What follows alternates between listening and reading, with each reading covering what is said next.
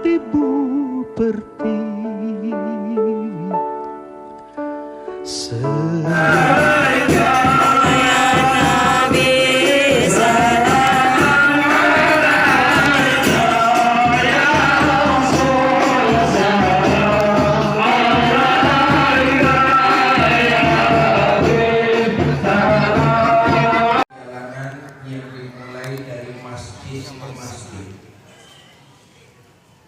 Apa fungsi masjid di tengah-tengah kita umat Islam?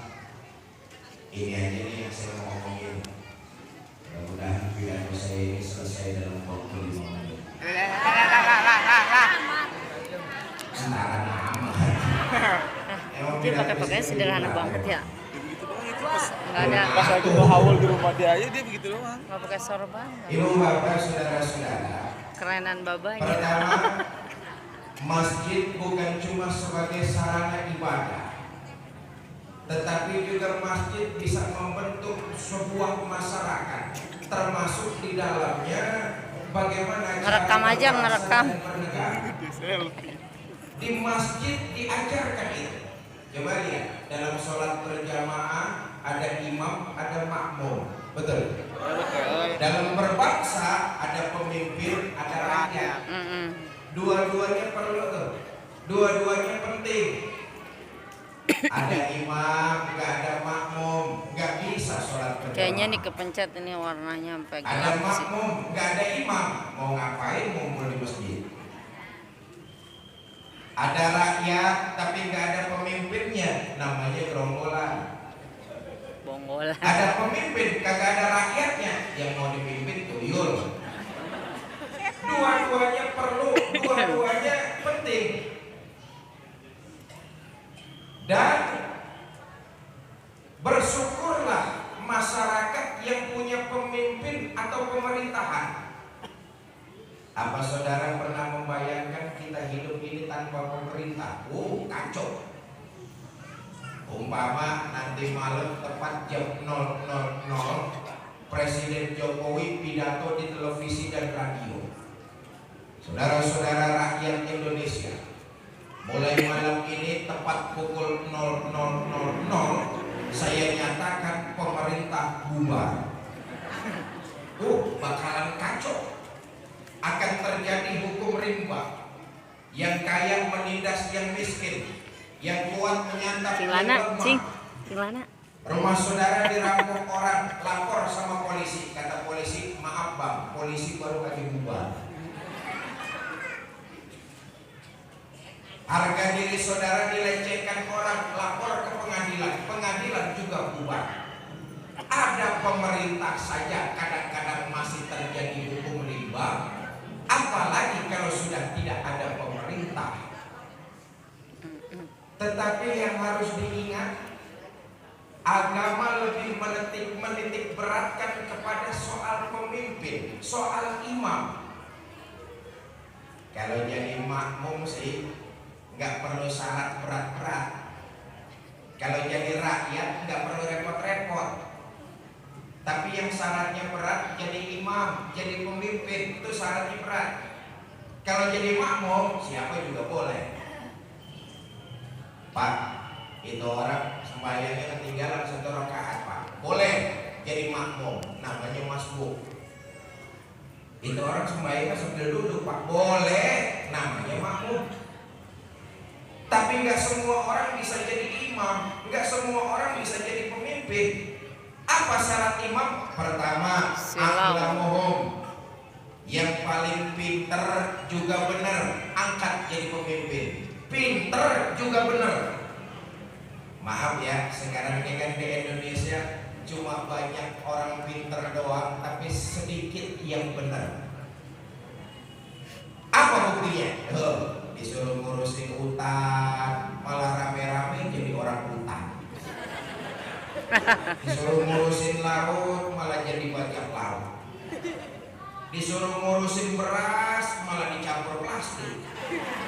Betul.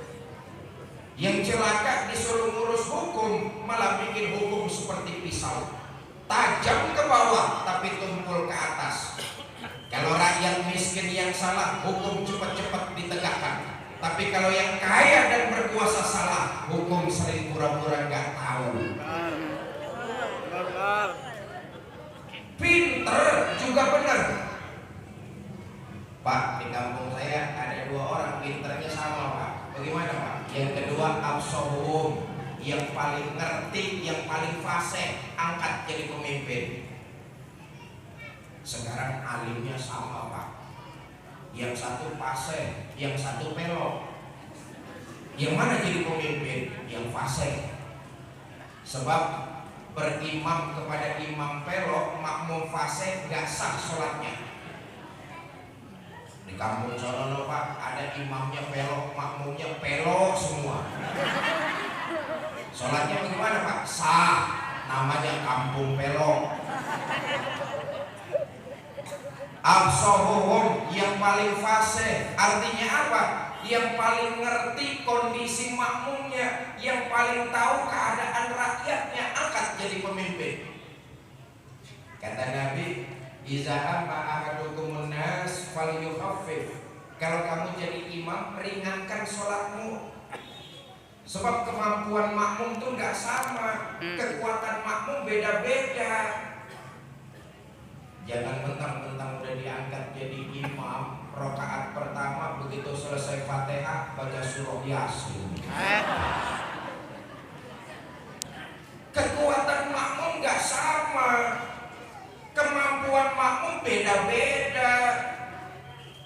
Ada aki-aki yang kalau berdiri kelamaan kakinya gemeteran. Ada. Ada makmum yang udah janjian begitu selesai sholat bakal nerima duit cincin baca. Nah kalau imamnya kelamaan tuh makmum klosodan kasihan. Yang kedua absohum, yang paling ngerti kondisi rakyat, angkat jadi pemimpin. Pak, pinternya sama, Pak. Fasenya juga sama. Yang mana yang jadi pemimpin? Yang ketiga aksaruhum sinnan, yang paling tua umurnya, angkat jadi pemimpin. Tua juga tua berisi karena ilmu. Jangan tua-tua kejemur, kisut doang modalnya. Sekarang kalau alimnya sama, fasenya sama, lahirnya bareng, yang mana yang jadi pemimpin? Yang keempat awaluhum hijratan, yang paling dulu pindah ke kampung itu, angkat jadi pemimpin. Yang paling awal pindah ke kampung itu, menghidupkan kampung itu, angkat dia jadi pemimpin. Nah sekarang alimnya sama, Pak, fasenya juga, lahirnya bareng, pindahnya juga bareng-bareng, Pak. Yang mana yang kudu jadi pemimpin? Yang kelima syarat dari saya ini sih, yang bininya 2. Sebab pada sabaran sedikit. Ibu bapak, saudara-saudara kaum muslimin yang saya hormati. Sebab kalau 4 kriteria ini ada pada diri seorang pemimpin, akan melahirkan keadilan, kesejahteraan, dan kemakmuran buat rakyatnya. 4-4-nya ini ada, insya Allah akan membawa keadilan, kemakmuran, dan kesejahteraan buat rakyat yang ada di sekitarnya. Satu. Yang kedua, ibu bapak, saya mohon maaf karena habis dari sini saya langsung ke Tambun. Ya. Yang masih kurang sama saya pengen nambah, ntar jam 1 di TV One insya Allah. Lokasinya di Tambun, Bekasi Barat. Jadi dari sini ini lumayan, dari ujung ke ujung ini. Saya minta maaf waktunya saya singkat. Selesai dari sini saya langsung berangkat ke Tambun. Yang kedua, masjid merupakan benteng pertahanan iman. Tambun. Zaman boleh berubah, tapi akidah jangan sampai goyah. Berarti siaran langsung. Masa silakan datang berganti, tapi keyakinan jangan sampai mati. Terhadap kemajuan zaman, bentengnya iman. Apanya? Kenapa? Ini kewajiban saya untuk menyampaikan. Sekarang ada upaya untuk Itu tadi lu menjauhkan manggil umat KTP Islam dari Banten. Islamnya. Ini hati-hati. Ki.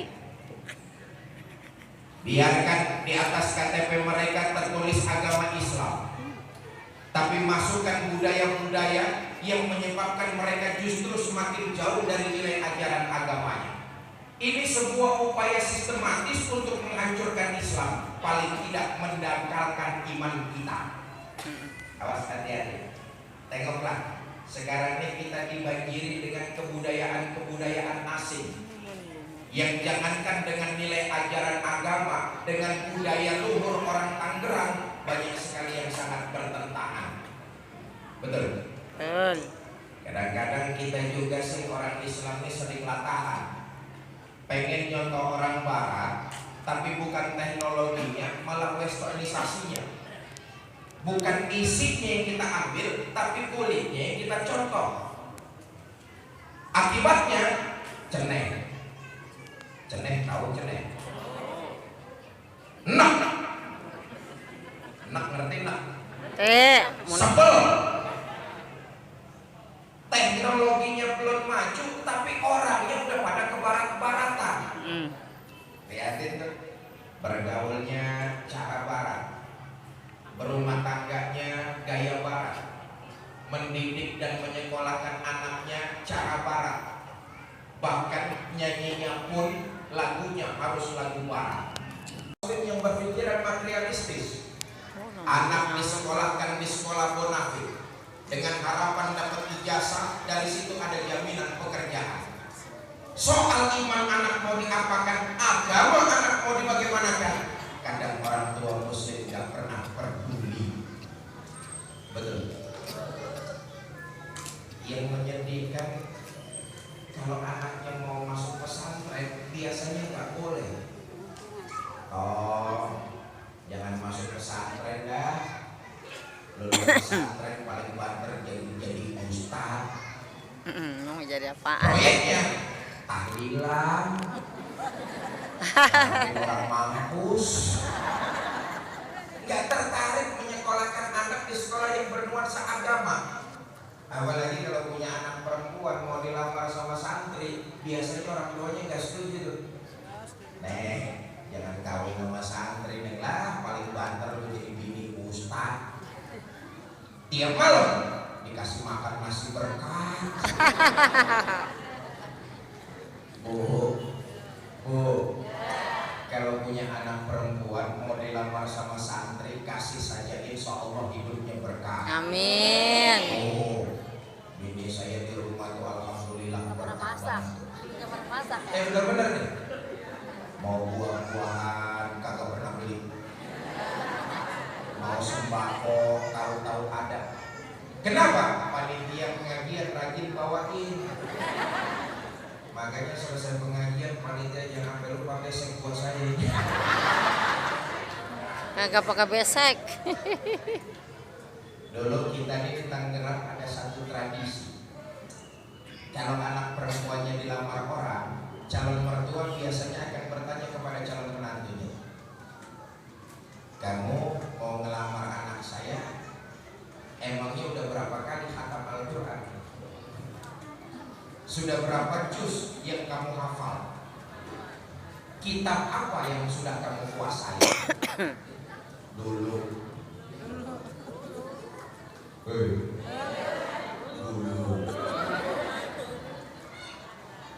Sekarang apapun motifnya, pertanyaan kayak begini kan udah gak pernah kita dengar. Betul. Yang ada kalau anak perempuannya dilamar orang, calon mertua akan bertanya tentang status sosial, pekerjaan, aktivitas. Kamu mau nikah sama anak perempuan saya? Emangnya kamu udah kerja di mana? Gajinya sebulan berapa? Kendaraannya pakai motor bebek, apa soang atau apa? Delman. Soal mantu bisa baca Quran apa enggak, nomor 18. Soal mantu sholatnya bener apa enggak, mertuanya aja enggak pernah sembahyang. Betul? Dibanjiri kita dengan berbagai macam budaya yang menyebabkan kita justru makin jauh dari nilai ajaran agama kita. Maka sudah sepatutnya Isra dan Mi'raj tiap tahun selalu kita peringati. Maka dengan momentum ini tingkatkan kualitas iman kepada Allah Subhanahu wa taala.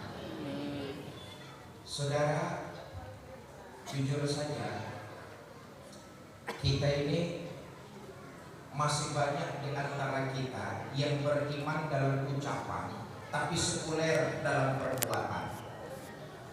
Oh, mulut sih mantap banget ngomong. Saya beriman kepada Tuhan yang Maha Esa. Dengar di kantor mau ada mutasi jabatan, kasak kusuk nyari mbah. Sholat mau menghadap Allah, tapi dagangan mau laris ngadep dukun. Itu kan namanya iya kena budu, wadukun nasta'in. Dukun. Padahal ini satu paket, gak bisa dipisah-pisah. Kalau menyembah hanya kepada Allah, maka minta tolonglah juga ke sana. Jangan dicampur-campur nilai-nilai keimanan. Ibu bapak, saudara-saudara, nah, orang yang mengaku beriman, tentu buahnya tidak lain adalah ibadah. Mudah-mudahan kita yang hadir siang ini dicatat sebagai sebuah ibadah dan dilipat gandakan. Amin. Jangan lupa Bapak Ibu, iblis laknatullah alaihi paling gak senang dengan orang yang rajin ibadah macam Bapak Ibu semua. Ibu bapak hadir di Masjid Al-Irsyad, apa dipikir iblis senang? Oh, ternyata bukan main iblis. Apa buktinya? Tadi jam 7 waktu masih di rumah, iblis udah bisikin hati kita. Alah, ngapain lu datang ke masjid? Mumpung ada matahari, cucian banyak tuh. Iblis. Saudara jihad lawan bisikan iblis. Enggak. Saya mau datang ke masjid, mau Isra Mi'raj, ngaji. Apa dipikir iblis nyerah? Dibisikin lagi kita. Iya dah, lo datang dah sono ke masjid, entar sampai masjid, lo ngobrol aja ngobrol, lo ngomong aja ngomong, ustadznya jangan didengerin. Iblis, oi, iblis. Saudara jihad lawan lagi bisikan iblis. Enggak, saya mau datang ke masjid, mau diem, dengerin pidato ustadznya. Apa dipikir iblis nyerah? Dibisikin lagi kita. Iya dah, kalau ntar di masjid kan gak usah ngobrol, diem aja cuma pules. Dengan berbagai macam cara iblis selalu ingin menggagalkan niat ibadah kita. Iblis itu emang paling jago masang perangkap ya. Karena memang misi iblis mencari teman sebanyak-banyaknya dari kalangan kita untuk menemani mereka di neraka. Dan tugas iblis paling jago masang perangkap untuk melalaikan kita beribadah. Lewat harta, itu salah satu perangkap iblis. Menumpuk-numpuk harta dengan cara yang tidak jelas. Ambil jalan pintas lalu potong kompas. Setelah harta didapat, lalu bakhilnya 17 setan. Medit, pelit, koret, buntut kasiran, pantat kuning, merege hesir. Saudara, harta yang digunakan hanya untuk memperturuti hawa nafsu akan melahirkan kebahagiaan semu. Hidupnya palsu. Sekarang ini kan dengan uang, apa sih yang gak bisa dikerjain orang? Kulit kisut bisa dikencangin. Betul? Duit tuh duit. Hidung pesek bisa dimanculin. Operasi plastik. Uang memegang peranan penting.